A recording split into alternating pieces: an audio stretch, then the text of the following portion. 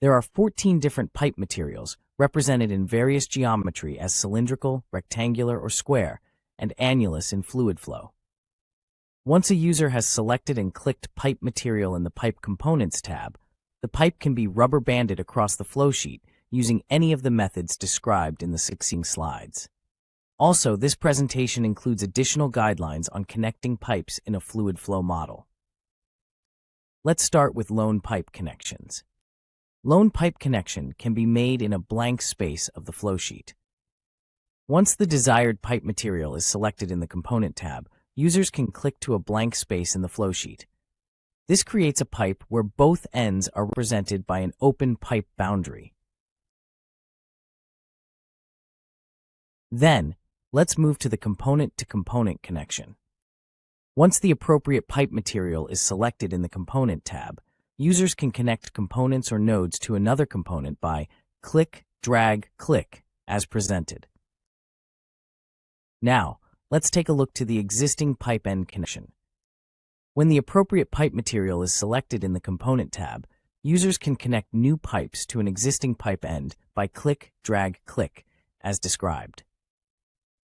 Take note that when connecting the pipe, a junction represented by a bend will be automatically inserted in between the new connection along with the new open pipe end. The next type is the pipe-to-pipe connection. When the appropriate pipe material is selected in the Component tab, users can connect new pipes to another pipe by click, drag, click, as described.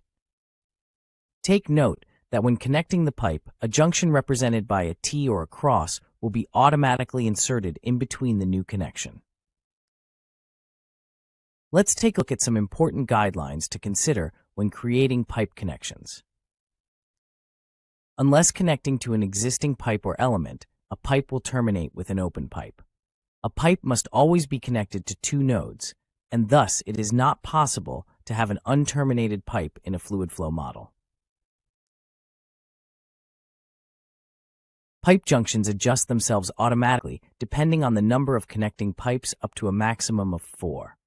2 connecting pipes generate an elbow or a bend, 3 a T or a Y, and 4 connections, a cross.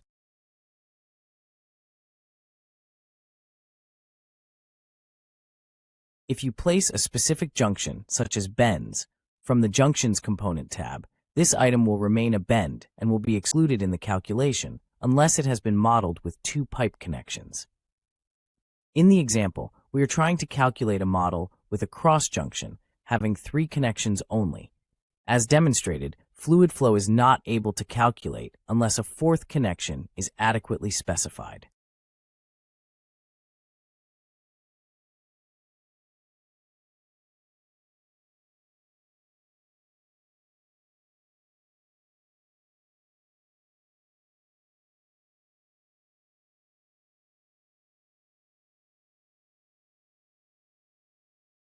When creating a pipe-on-pipe connection or inserting a component in between pipes, the cursor shape changes to indicate the pipe will be split.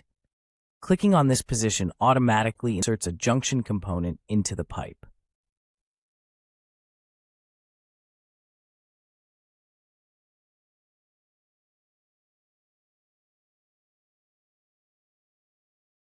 How the pipe length is split upon inserting a junction is determined by the setting in the Flowsheet Options dialog. Either the pipe will split in 2 equal lengths or the original length will be retained and a new pipe added with the default setting. Unallowed connections are automatically prevented. For instance, users will not be able to connect a 3rd pipe connection to a pump or a 5th connection to a cross junction.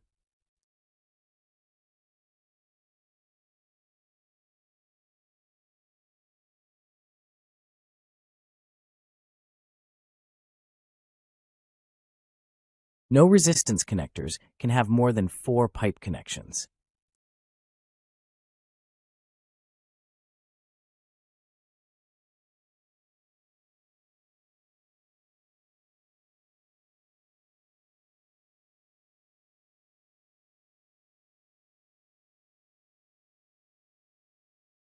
For a boundary of known or assigned pressure requiring more than one connection, a reservoir component can be used.